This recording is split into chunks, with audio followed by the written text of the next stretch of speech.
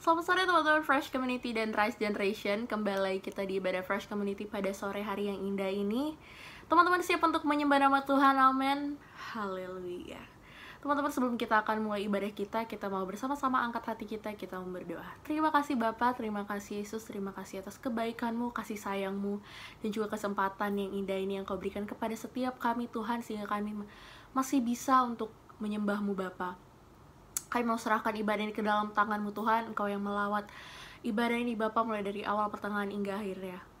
Begitu juga Engkau akan menjamah setiap hati kami Tuhan. Kami siap untuk menyembah-Mu Bapa, di dalam nama Tuhan Yesus kami berdoa, haleluya, amin. Teman-teman, kita mau serahkan hati kita mau menyembah Dia, haleluya. Terima kasih Tuhan. Haleluya Yesus.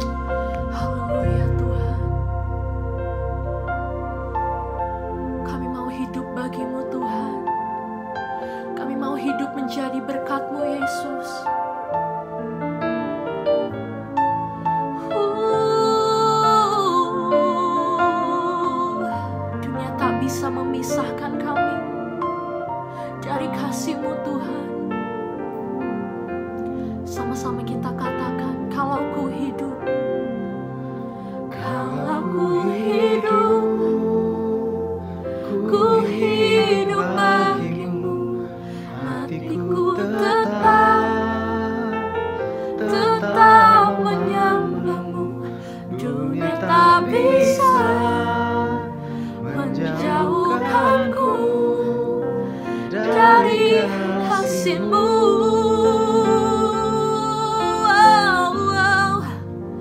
Kalau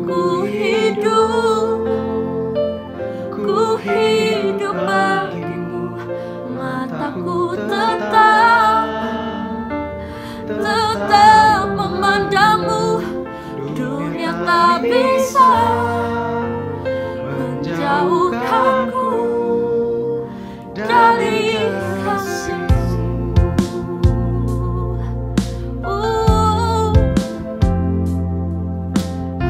Haleluya, oh Yesus, Kau kebenaran yang menyelamatkan.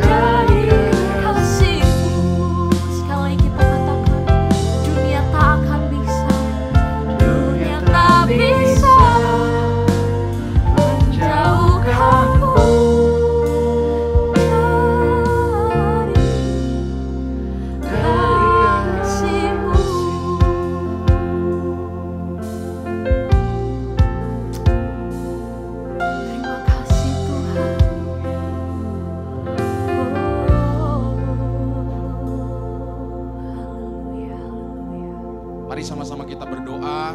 Bapa di dalam sorga, terima kasih Tuhan, kami bersyukur untuk sore hari ini. Terima kasih kami sudah memuji Tuhan, menyenangkan hati Tuhan. Dan saatnya Tuhan kami akan diisi oleh kebenaran firman-Mu. Kami percaya bahwa firman-Mu yang akan menguatkan kami, memampukan kami untuk menghadapi masa-masa yang sulit dan sukar ini. Tuhan tolong kami, berkati hamba-Mu, berkati kami semua. Bahkan kami akan memberikan persembahan kami sebagai sebuah tanda ucapan syukur. Kami percaya semua pemberian kami yang terbaik akan diterima dan diberkati oleh Tuhan. Terima kasih Tuhan, kami siap untuk mendengarkan firman-Mu. Dalam nama Tuhan Yesus Kristus. Haleluya, haleluya. Amin, amin, amin.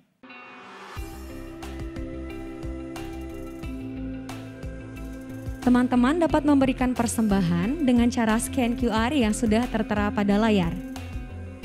Jadwal kegiatan ibadah kita selama 1 minggu ke depan akan dilaksanakan secara online melalui channel YouTube GPDI Palembang.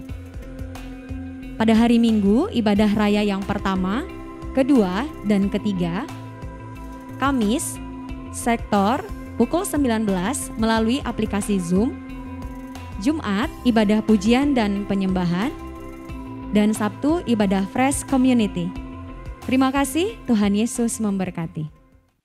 Haleluya, haleluya. Puji Tuhan, Tuhan hebat, Tuhan dahsyat, dan Tuhan memberkati kita semua. Sore hari ini saya ingin menyampaikan firman Tuhan dengan satu tema karakter seorang pemenang. Ya saudara, karakter seorang pemenang. Saya akan memulainya di pembacaan firman Tuhan dari 2 Samuel pasal 23. Kitab 2 Samuel pasal 23 ayatnya yang ke-8 mulai sampai ayatnya yang ke-12. Ya saudara, di sini Lembaga Alkitab Indonesia memberi judul Pahlawan-Pahlawan Daud. Saya bacakan 2 Samuel pasal 23 ayat 8 sampai 12. Inilah nama para pahlawan yang mengiring Daud. Isabaal, orang Hakmoni, kepala Triwira, ia mengayunkan tombaknya melawan 800 orang yang tertikam mati dalam satu pertempuran. Dan sesudah dia, Eliezer anak Dodo, anak seorang Ahohi, ia termasuk ketiga pahlawan itu. Ia ada bersama-sama Daud ketika mereka mengolok-olok orang Filistin yang telah berkumpul di sana untuk berperang. Padahal orang-orang Israel telah mengundurkan diri. Tetapi ia bangkit dan membunuh demikian banyak orang Filistin sampai tangannya lesu dan tinggal melekat pada pedangnya. Tuhan memberikan pada hari itu kemenangan besar. Rakyat datang kembali mengikuti dia hanya untuk merampas. Sesudah dia sama anak Ageh orang Harari, ketika orang Filistin berkumpul di Lehi, di sana ada sebidang tanah ladang penuh kacang merah. Dan tentara telah melarikan diri di hadapan orang Filistin. Maka berdirilah ia di tengah ladang itu, ia dapat mempertahankannya dan memukul kalah orang Filistin. Demikianlah diberikan Tuhan kemenangan yang besar. Puji Tuhan, sore hari ini saya menyampaikan sesuai dengan tema firman Tuhan, karakter seorang pemenang. Dari kisah ini ada beberapa hal yang saya sangat pelajari dan saya sangat sukai. Kenapa seperti itu? Karena kemenangan Daud bukan hanya karena dia punya karakter seorang pemimpin yang kemanapun dia pergi dia menjadi orang yang menang dan luar biasa. Tetapi karena Alkitab juga mencatat Daud punya pahlawan-pahlawan. Sebenarnya saudara ada banyak pahlawan-pahlawan Daud kalau kita baca di dalam Alkitab. Tapi yang paling menonjol dari pahlawan-pahlawan yang kemanapun Daud pergi, kemanapun dia berperang, dia selalu membawa 3 orang ini. Ya, yang pertama bernama Isabaal, kemudian Eliezer, dan kemudian Sama. 3 orang ini menjadi orang yang memperkuat Daud, ya, dimanapun dia pergi dan berada. 3 orang ini selalu menjadi pahlawan yang memberikan kemenangan kepada Daud. Nah, di dalam kisah 2 Samuel pasal 23 dimulai di ayatnya yang ke-8, saudara akan menemukan tentang kemenangan-kemenangan yang diraih oleh pahlawan-pahlawan Daud. Tetapi dalam cerita ini juga saudara, bukan hanya nama orang-orang yang menang yang ditulis, tetapi ada juga orang-orang kepercayaan Daud yang ikut bersama Daud yang melarikan diri. Saudara, 1,5 tahun, hampir 2 tahun dunia ini dilanda dengan COVID-19. Ya saudara, di mana orang-orang katakanlah bertempur ya saudara, melawan pemerintah berusaha dengan keras untuk melawan bagaimana caranya mengatasi virus corona. Ada banyak kesulitan yang timbul khususnya di masa PPKM ini saudara. Ada banyak orang yang menjerit, ada banyak sekali orang yang susah di hari-hari ini. Tetapi saya percaya bahwa yang disebut pahlawan adalah orang-orang yang keluar dari persoalan-persoalan yang berat. Makanya saya katakan tadi ada 2 golongan yang dicatat di dalam ayat-ayat ini. Yang pertama adalah ketiga pahlawan Daud, tetapi ada juga orang-orang yang ikut dengan Daud tapi ketika masalah itu datang mereka lari. Menariknya saudara, ketika pahlawan-pahlawan Daud ini berhasil mengalahkan musuh-musuhnya, orang-orang ini balik untuk menjarah, mendapatkan keuntungan dengan cara yang tidak baik.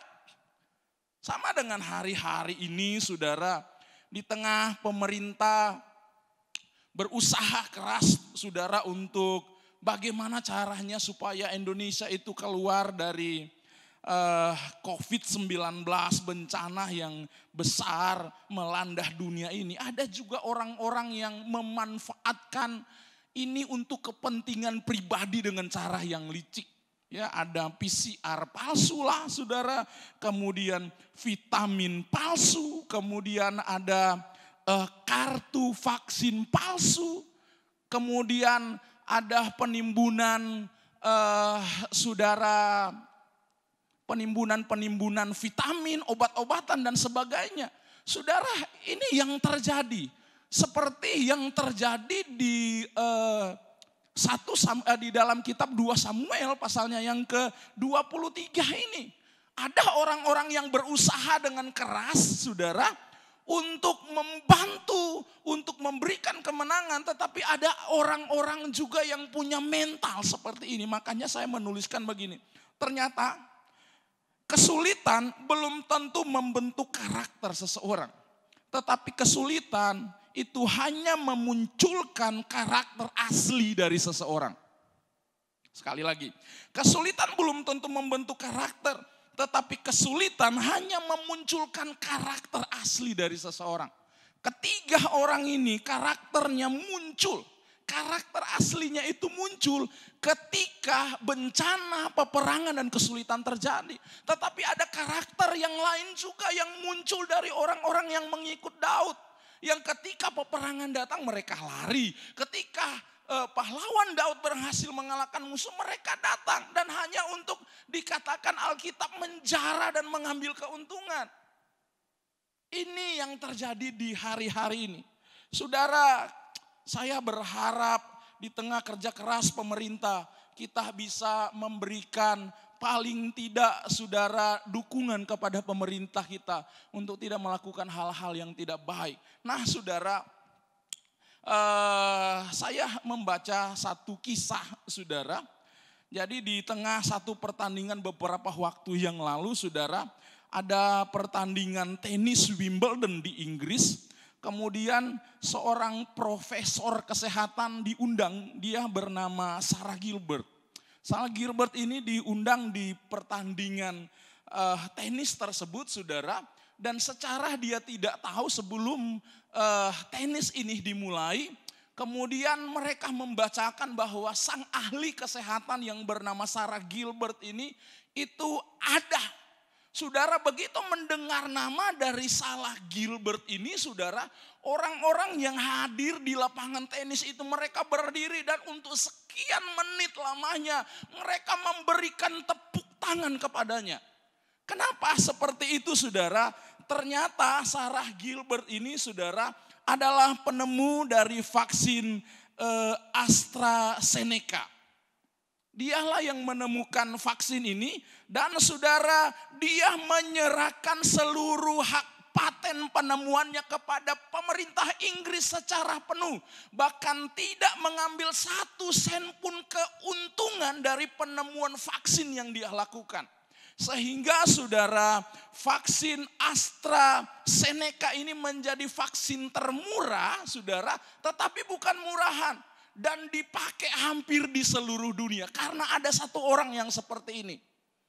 Makanya saya katakan tadi saudara, ternyata di masa-masa yang sulit saudara, kesulitan belum tentu membentuk karakter, tetapi kesulitan hanya memunculkan karakter asli dari seseorang.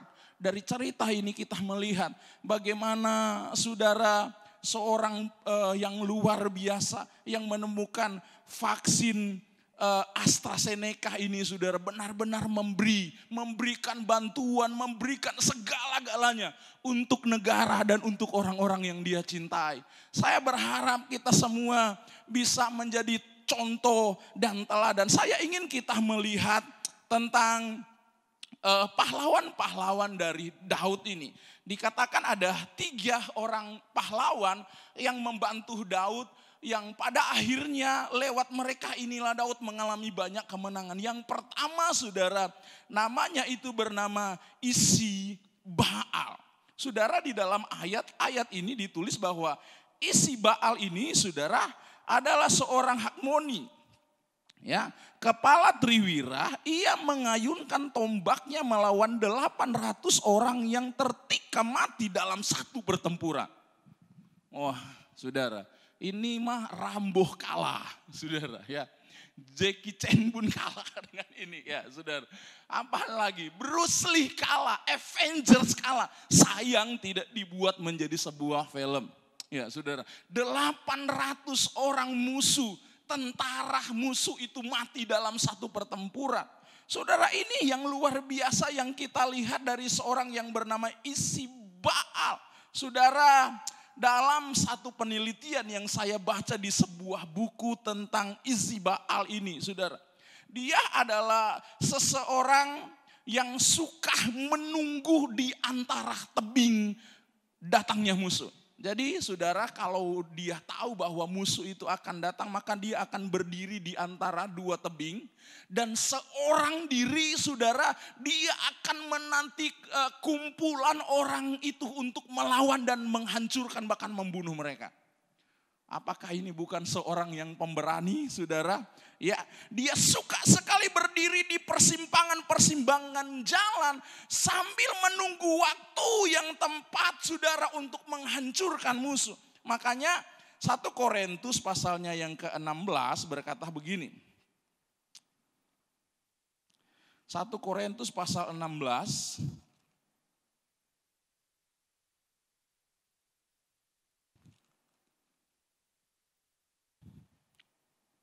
1 Korintus pasal 16 ayat yang ke-13 berkata begini. Berjaga-jagalah, berdirilah dengan teguh dalam iman dan bersikaplah sebagai laki-laki dan tetap kuat. Nah, ini yang perlu kita lakukan hari-hari ini saudara. Bagaimana orang yang disebut pahlawan atau orang-orang yang punya mental pemenang. Kita harus punya mental pemenang di tengah kondisi-kondisi peperangan yang seperti ini saudara. Kesulitan di mana-mana, tapi kita dituntut untuk menjadi orang-orang yang menang. Punya mental pemenang, bukan punya mental pengecut. Dia berdiri, saudara, dikatakan di dalam Alkitab, dia selalu berdiri di tempat di mana hal-hal yang sulit. Dia menanti musuhnya untuk melawan dia seorang diri. Makanya saudara, saya katakan tadi bahwa Isi-Baal ini sudah diibaratkan oleh Korintus seperti seorang pahlawan saudara yang betul-betul berperang. Jiwanya itu jiwa laki-laki. Dia berani menantang. Saudara, hari-hari ini orang-orang yang kuat di dalam Tuhan adalah orang-orang yang berdiri tegak. Mentalnya kuat. Ada persoalan, ada tantangan. Kita harus tetap berdiri tegak. Karena bukan hebat dan kuat kita bertarung. Tetapi siapa yang bersama dengan kita, itulah yang menentukan kemenangan kita. Isi Baal ini adalah seorang pahlawan perang.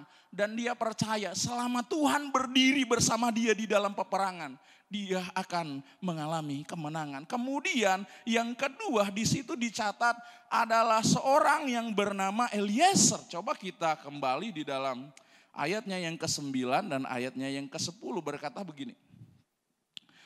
Dan sesudah dia Eliezer anak Dodo, anak seorang Ahohi, ia termasuk ketiga pahlawan itu. Ia ada bersama-sama Daud ketika mereka mengolok orang-orang Filistin yang telah berkumpul di sana untuk berperang. Padahal orang-orang Israel telah mengundurkan diri. Tetapi ia bangkit dan membunuh demikian banyak orang Filistin sampai tangannya lesu dan tinggal melekat pada pedangnya. Tuhan memberikan pada hari itu kemenangan yang besar. Saudara, saya mencatat di sini, saudara, secara manusia Eliezer ini sama seperti kita. Punya kelemahan dan keterbatasan. Makanya saudara, ketika dia berperang, kata Alkitab, saking capeknya, pedang itu saudara menyatu dengan tangannya. Itu lengket dengan tangannya, menjadi satu dengan tangannya. Manusiawi sekali saudara. Tapi ada dua hal yang saya pelajari dari seorang Eliezer. Yang pertama adalah Eliezer memiliki sikap yang disiplin. Kalau di sekolah ini sering diulang-ulang kepada anak-anak didik. Orang yang diberkati Tuhan adalah orang yang disiplin di dalam hidupnya. Seperti Daud. Ya, Daud dia bilang 7 kali dalam sehari ia memuji-muji Tuhan. Atau seperti Daniel 3 kali dalam sehari dia berdoa. Apapun yang terjadi dia tetap berdoa menghadap Tuhan. Saudara, hidup disiplin ini saudara yang menentukan seseorang bisa sukses atau tidak. Daud mendisiplinkan hidupnya. Sehingga dia juga memakai pahlawan-pahlawan perang yang pergi bersama dengan dia adalah orang-orang yang disiplin. Hari-hari ini kita harus menjadi orang yang disiplin. Disiplin dalam hal doa, disiplin dalam hal melayani, disiplin dalam hal baca firman Tuhan. Maka saya percaya kita akan menjadi orang-orang yang menang, orang-orang yang punya karakter pemenang.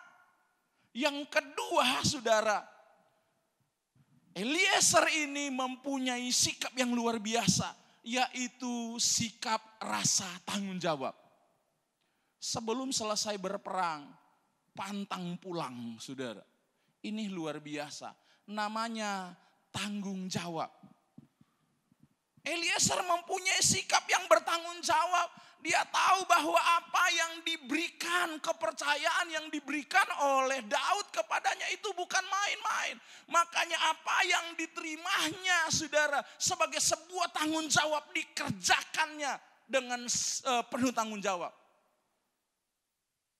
Saya berharap bahwa hari-hari ini kita menjadi orang-orang Kristen yang punya mental yang luar biasa, yang bertanggung jawab dalam hal-hal yang dipercayakan kepada kita. Kalau kita tidak bisa bertanggung jawab dengan apa yang dipercayakan, maka sulit orang lain untuk mempercayakan kepada kita hal-hal yang dahsyat dan besar.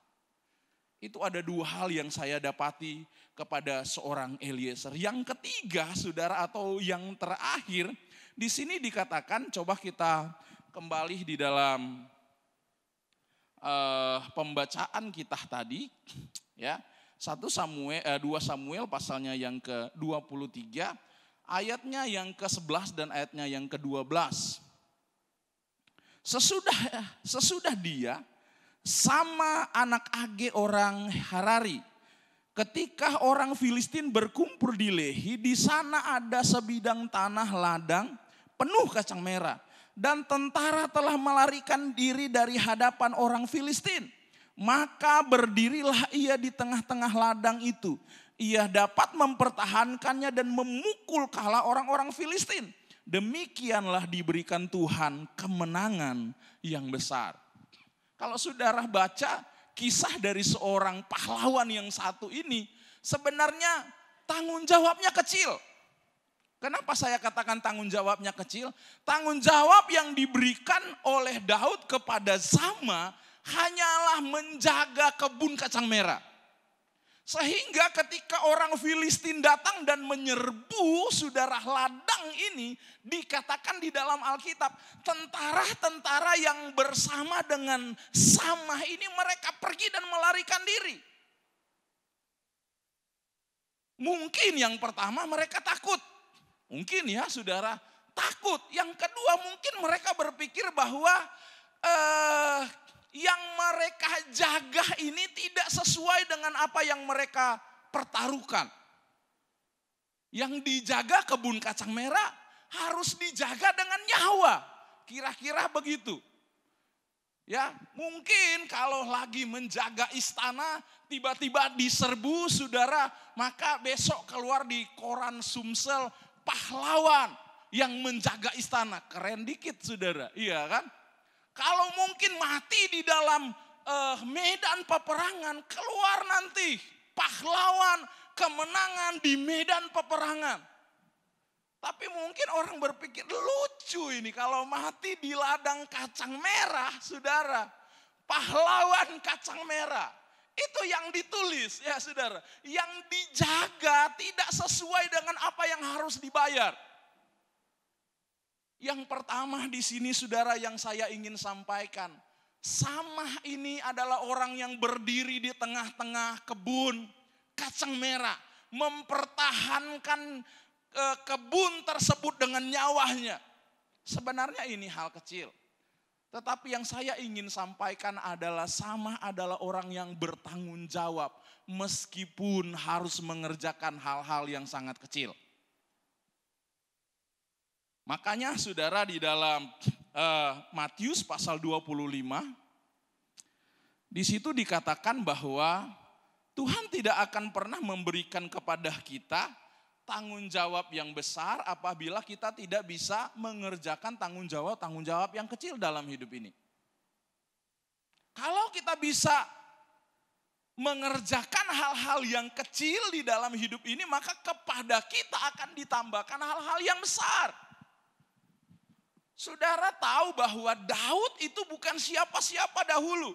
Alkitab mencatat bahwa Daud hanya gembala dari 2 dan 3 ekor domba saja. Tetapi kata Alkitab, apabila ada beruang, apabila ada singa yang mencoba mengganggu ya kawanan domba dari Daud, maka Daud akan mengejarnya. Dia akan tangkap mulut dari singa itu dan dirobeknya kata Alkitab.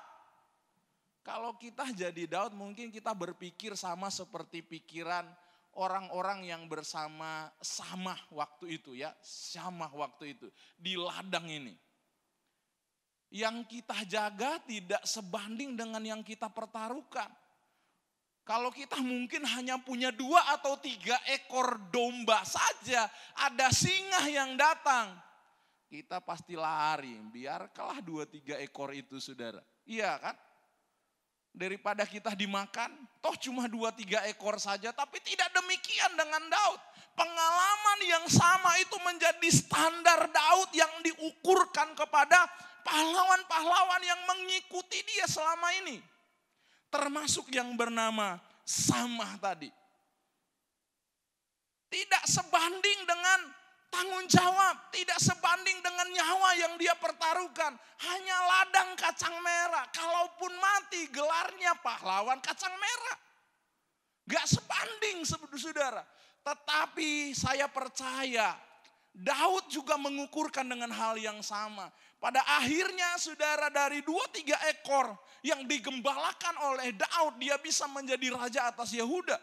Kemudian sesudah dia menjadi raja atas Yehuda, dari kerajaan yang kecil dia dipercayakan menjadi kerajaan atas Israel dan Yehuda. 2 kerajaan besar yang dipersatukan. Dari hal-hal yang kecil. Apa yang dialami oleh Daud? Apa yang dialami oleh pahlawan Daud? Dari hal yang sangat kecil, hanya menjaga kebun kacang merah. Tapi dia pertaruhkan jiwanya, dia pertaruhkan nyawanya untuk menjaganya. Saudara, ada seorang guru sekolah minggu, saudara, yang bernama Edward Campbell. Guru sekolah minggu, saudara, yang hanya melayani 2 murid sekolah minggu. Kemudian saudara, salah satu dari anak sekolah minggunya itu bernama D.L. Moody. Kita tahu bersama siapa dia. Yang pada akhirnya saudara, dia menjadi penginjil yang pernah menginjili orang lebih dari 100 juta jiwa. Dari seorang yang bernama Edward Campbell. Siapa yang tahu? Coba kalau Edward dulu merasa bahwa ini hanya 2 anak sekolah minggu. Untuk apa dilayani? Gak ada artinya. Tetapi karena dia melayani dengan tekun 2 anak sekolah minggu ini, maka muncullah seorang yang bernama D.L. Moody. Yang berhasil menginjil kepada lebih dari 100 juta jiwa manusia di dunia. Dari tanggung jawab yang kecil Tuhan kasih perkara yang besar. Saudara, ada lagi saudara seorang penginjil yang menginjili 2 orang muda. Ya, penginjil ini bernama Mordecai Ham. Mordecai Ham ini salah satu kali saudara menginjili 2 orang muda saudara di salah satu ibadah kebaktian. Dan memuridkan kedua orang muda ini. Salah satu dari antara 2 orang muda ini bernama Billy Graham. Kalau dia pada waktu itu berpikir bahwa untuk apa hanya ada 2 orang muda? Kenapa harus dimuridkan? Tapi dari tanggung jawab inilah saudara, lahir seorang bernama Billy Graham yang menjadi penginjil terbesar sepanjang sejarah Amerika. Saya percaya bahwa dari apa yang diberikan Tuhan kepada kita, dari hal yang kecil mungkin seperti yang dilakukan oleh Sama, saudara. Dari karakter-karakter yang dibentuk oleh Daud, maka kita akan menjadi orang-orang yang sukses. Kita akan menjadi orang-orang yang luar biasa. Kita akan menjadi orang-orang yang menang. Milikilah karakter-karakter ini di tengah-tengah kesulitan. Mungkin tidak mudah, mungkin sangat sulit. Tapi saya percaya orang-orang yang seperti inilah yang akan bertahan di masa-masa sulit seperti ini. Saya doakan setiap anak-anak muda, khususnya Fresh Community yang ada, yang hari ini harus beribadah dari rumah masing-masing. Tapi saya percaya biarlah firman Tuhan boleh membentuk kehidupan kita. Kita adalah pahlawan-pahlawan. Kita bukan pengecut-pengecut yang hanya bisa mengambil keuntungan dari hasil peperangan orang lain. Datang hanya untuk merampas, tapi kita menjadi orang-orang yang beda. Pahlawan-pahlawan Kristus. Penentu-penentu kemenangan. Orang-orang yang dicari di hari-hari seperti ini. Saya percaya kita bisa menjadi berkat. Saya percaya kita bisa menjadi contoh. Saya doakan semua anak-anak muda bangkit dan bercahaya. Lakukan firman Tuhan. Maka kamu akan menjadi orang-orang pemenang yang punya karakter Kristus dalam hidupmu. Haleluya, haleluya. Inilah firman Tuhan yang bisa saya bagikan pada sore hari ini. Saya berharap bahwa kita bisa menemukan siapa kita di dalam Tuhan. Apakah kita pahlawan atau kita pecundang. Milikilah karakter Kristus, miliki karakter pemenang. Maka kamu akan melihat hasil yang dahsyat yang dikerjakan Tuhan dalam hidupmu. Mari kita berdoa. Terima kasih banyak Bapa di dalam sorga untuk kebenaran firman-Mu Tuhan. Kami tahu Engkau sedang mempersiapkan anak-anak muda di akhir zaman untuk mempunyai karakter-karakter pemenang. Sebab kami tahu Tuhan bersama-Mu kami lakukan perkara-perkara yang dahsyat. Kami pemenang, kami bukan pecundang. Kami orang-orang yang meraih kemenangan bersama Tuhan. Bukan orang-orang yang memanfaatkan keadaan ini untuk mencari keuntungan pribadi. Tapi kami percaya kami pahlawan di tangan Tuhan. Terima kasih banyak Bapa di dalam sorga. Berkati setiap kami, motivasi setiap kami untuk terus bertumbuh di dalam iman. Dan melihat pekerjaan Tuhan yang lebih dahsyat lagi Tuhan nyatakan. Khususnya bagi bangsa kami Indonesia. Terima kasih Tuhan, kami bersyukur untuk firman-Mu. Dalam nama Tuhan Yesus Kristus. Haleluya, haleluya, haleluya. Amin, amin. Teman-teman berasa diberkati Tuhan, amin. Haleluya. Teman-teman, kita akan menutup ibadah kita. Kita akan angkat pujian kita bersama-Mu. Kami mau melangkah Tuhan bersama-Mu. Kami mau bersinar Yesus. Haleluya.